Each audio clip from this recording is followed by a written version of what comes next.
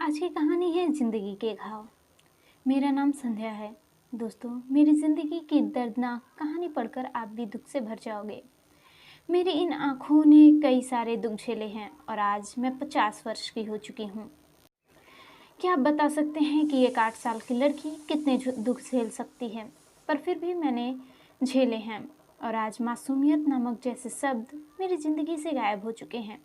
मैं भूल चुकी हूँ कि मैं कभी मासूम थी, परंतु आज जब मैं सचमुच मासूमियत की उम्र में थी, तब पुरुषों ने बलपूर्वक मेरा शारीरिक शोषण किया और मेरी ज़िंदगी को बर्बाद कर दिया।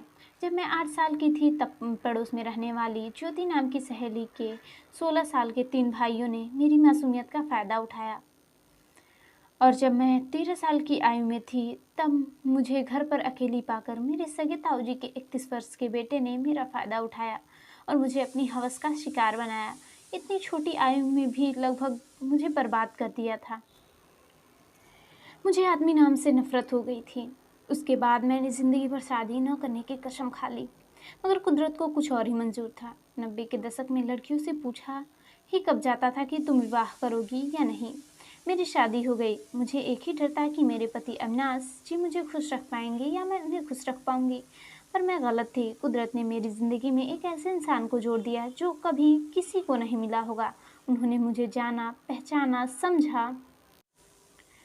शादी के बाद मैंने सारे पुरुषों की जातियों का बदला पति से लेने ही ठान ली थी, मगर पति ऐसे मिला जैसा पहले कभी इस दुनिया का कोई आदमी नहीं मिला था। उसने मेरे गुस्से को जाना, समझा और मुझे इतना सम्मान और प्यार दिया कि मैं पिछले सभी कुकर्मियों को भुला देने पर मजबूर होना पड़ा और मैं सब कुछ भूल गई। आपको पता है, अभी कुछ दिन पहले हमने शादी की 28वीं वर्षगांठ मनाई थी। इस वर्षगांठ में मेरे पति अविनाश जी ने मुझे बहुत कुछ दे दिया। मैंने उनसे क्या पूछा, आपको इन सालों में कभी मुझसे विवाह करके अफसोस तो नहीं हुआ? मुझे ऐसी स्त्री के साथ शादी करनी चाहिए थी। और अविनाश का जवाब मेरे माथे पर एक प्यारे से चुम्बन के साथ आया और कहा, नहीं, मुझे कभी अफसोस नहीं हुआ। और अफसोस किस बात का? मैं तो हमेशा से चाहता हूँ कि तुम अगले जन्म में मिलो। मैं बहुत खुश हूँ कि जो अविनाश जी मुझे इतना प्यार करते हैं।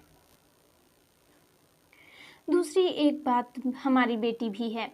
मुझे अपनी बेटी की बहुत चिंता है, इसलिए अपनी भोली उम्र में हुई इन हरकतों के कारण मैं अपनी बेटी का एक्स्ट्रा ख्याल रखती हूँ।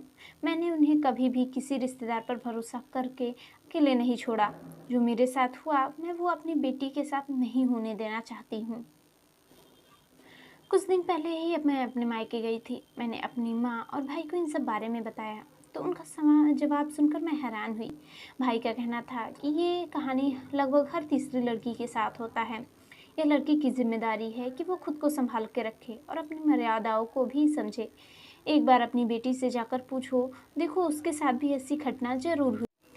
फिर सबके सामने मेरी बेटी ने बड़े गर्व से बताया कि आप गलत सोच रहे हैं, मेरे साथ ऐसा कभी नहीं हुआ। मेरी बेटी ने मुँह से यह सुनकर मुझे बहुत खुशी हुई कि वह सही सलामत है और इसका श्रेय उसकी माँ से यानी मुझे जाता है कि मैंने उसे इतना संभाल कर रखा।